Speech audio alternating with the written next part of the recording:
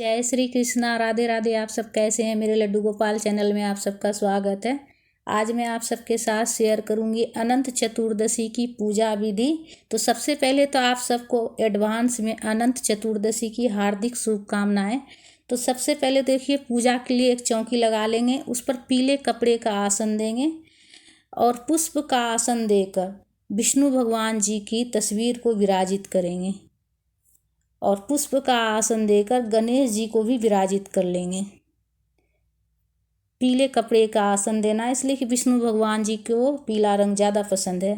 अब काला तिल मैं ली हूँ कलश स्थापन के लिए। अष्टदल कमल बनाऊंगी काला तिल से। तो आप चाहे तो सफ़ेद तिल भी ले सकते हैं। तो इसमें तिल का प्रयोग किया जाता है, काला तिल का बहुत ज़्यादा महत्व रहता है। तो आप अगर काला तिल ना हो तो आप सफ़ेद तिल भी ले सकते हैं। तो देखिए, इस तरह से अष्टदल कमल बना लेंगे कलश स्थापन के लिए। अनंत चतुर्दशी का पूजा करने से, व्रत करने से अनंत गुना फल की प्राप्ति होती है। तो देखिए, इस तरह से अनंत चतुर्दशी के कलश स्थापन के लिए देखिए तिल से अष्टदल कमल बना लेंगे। कलश स्थापन के लिए एक कलश में मैं स्वच्छ जल भरकर गंगा जल मिला ली हूँ, कलावा बांध दी हूँ और स्वास्तिक भी बना ली हूँ।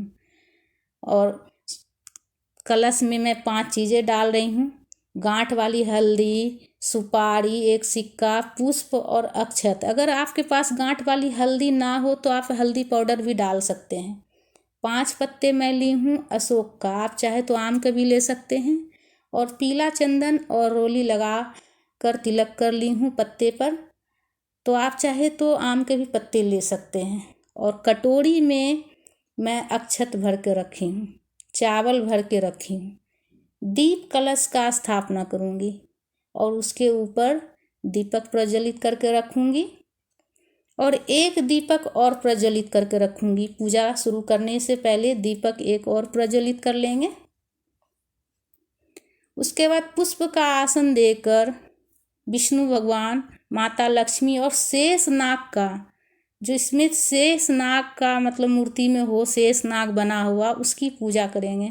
इसलिए कि अनंत चतुर्दशी में शेष नाग का पूजा किया जाता है। अगर आपके तस्वीर में अगर शेष नाग बना हो तो आप तस्वीर भी ले सकते हैं, और अगर मूर्ति हो तो मूर्ति भी ले सकते हैं। अगर मूर्ति और तस्वीर में शेष नाग बना हुआ नहीं हो तो आप मिट्टी का भी शेष नाग बना कर ले सकते हैं। पूजन करने के लिए, पूजा करने के लिए मिट्टी का भी शेष नाग बना सकते हैं आप। जल का छिड़काव करते हुए भाव स्नान करा लेंगे गणेश जी को, विष्णु भगवान जी को, शेष नाग को, माता लक्ष्मी को। उसके बाद वस्त्र रूपी कलावा अर्पित की हूँ मैं गणेश जी को, जनेऊ अर्पित की हूँ, पुष्प अर्पित कर रही हूँ। तो शेष नाग का पूजा किया जाता है अनंत चतुर्दशी में। विष्णु भगवान जी के साथ साथ शेष नाग का भी पूजा किया जाता है। दुर्वा अर्पित कर लेंगे गणेश जी को। उसके बाद तिलक भी कर लेंगे, रोली से तिलक करूँगी गणेश जी को। और पीला चंदन से जो है ना, दीपक का भी पूजा कर लेंगे रोली लगाकर। और पीला चंदन से विष्णु भगवान जी को, और रोली से शेष नाग का भी पूजा कर लेंगे, तिलक लगा लेंगे शेष नाग को रोली से, विष्णु भगवान जी को पीला चंदन। तस्वीर में जितने भगवान जी है सबको पीला चंदन लगा लेंगे। और माता लक्ष्मी माता को सिंदूर लगाएंगे। कलश का भी पूजा कर लेंगे। तो अनंत चतुर्दशी की व्रत एवं पूजन करने से अनंत गुना फल की प्राप्ति होती है फ्रेंड। अगर आप व्रत नहीं भी करते हैं तो भी आप पूजन घर पर कर सकते हैं। व्रत नहीं भी करते हैं तो भी पूजा कर सकते हैं आप। तो वस्त्र रूपी कलावा अर्पित कर दी हूँ विष्णु भगवान जी को, और जनेऊ भी अर्पित की हूँ। वस्त्र रूपी कलावा शेष नाग को भी अर्पित की हूँ। अब पुष्प में जो भी कलर का पुष्प हो आप अर्पित कर लें। अगर पीला कलर का पुष्प हो तो विष्णु भगवान जी को अर्पित करें, और नहीं तो जिस भी कलर का पुष्प हो आप अर्पित कर सकते हैं। जो भी कलर का पुष्प हो अर्पित कर सकते हैं। भगवान तो बस भाव के भूखे होते हैं। भक्त के बस भाव देखते हैं, किस भाव से हम उनकी पूजा आराधना करते हैं। बस जो भी कीजिए प्रेम भाव से कीजिए। अब तुलसी पत्ता प्रभु के चरणों में अर्पित करेंगे। अब फल में जो भी फल हो, आप 2 तरह का फल का भोग लगा सकते हैं, 5 तरह का फल का भोग लगा सकते हैं। तो जो भी फल हो उसका आप भोग लगा लें। और अनंत धागा भी पूजा में ज़रूर रखें।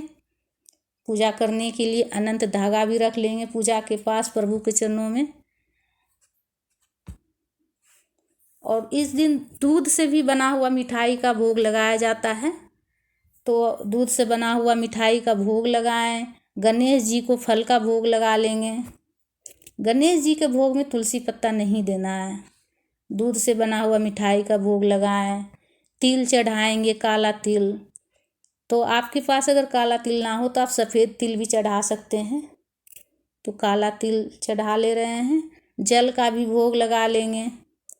और दक्षिणा ज़रूर रखें पूजा में। दक्षिणा रखने के बाद हमारी पूजा में अगर कुछ भी कमी रह जाती है तो उसकी पूर्ति हो जाती है। उसके बाद तिल लेकर, अगर कथा की पुस्तक हो आपके पास तो कथा पढ़ लें हाथ में तिल लेकर। और कथा पढ़ने के बाद हाथ में जो तिल है वो प्रभु के चरणों में अर्पित कर देंगे। उसके बाद धूप प्रज्वलित कर लेंगे।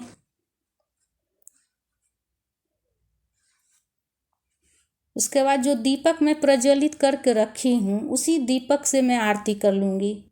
तो आप चाहे तो अलग से भी दीपक या फिर कपूर प्रज्वलित करके आरती कर सकते हैं। कलश वाले दीपक को नहीं हटाना है।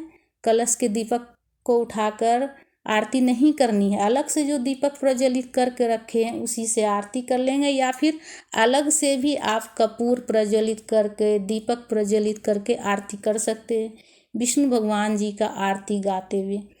और आरती करने के बाद आचमनी ज़रूर करें। आचमनी करने के बाद ही पूजा पूर्ण होती है। 3 बार हाथ में जल लेकर घुमाते हुए आचमनी कर लेंगे। अब पूजा में अगर कुछ गलती हो गई हो तो उसके लिए प्रभु से क्षमा याचना करेंगे हाथ जोड़कर। तो इस तरह से पूजा पूर्ण होती है। और अपनी मनोकामना जो है प्रभु के सामने रखेंगे और क्षमा याचना करेंगे अपनी गलतियों। पूजा में अगर कुछ गलती हो गई हो तो उसके लिए क्षमा याचना करेंगे। और पूजा के बाद जो धागा है ना, अनंत धागा, उसे कलाई पर बांधा जाता है पूजा के बाद। इस दिन व्रत जो भी व्रत करते हैं, मतलब व्रती जो है वो मीठा खाते हैं। नमक नहीं खाया जाता है इस व्रत में, मीठा खाया जाता है। मीठा में आप कुछ भी मीठा खा सकते हैं, फल खा सकते हैं, मिठाई खा सकते हैं, नमक नहीं खाना है। तो इस तरह से व्रत किया जाता है और पूजा किया जाता है। तो फ्रेंड्स, हमारा ये वीडियो आप सबको कैसा लगा है? अगर अच्छा लगा है तो लाइक ज़रूर कीजिएगा। और हमारे साथ जुड़े रहने के लिए सब्सक्राइब ज़रूर कर लीजिएगा। अगर हमारे चैनल पर नए हैं तो सब्सक्राइब ज़रूर कर लीजिएगा। राधे राधे।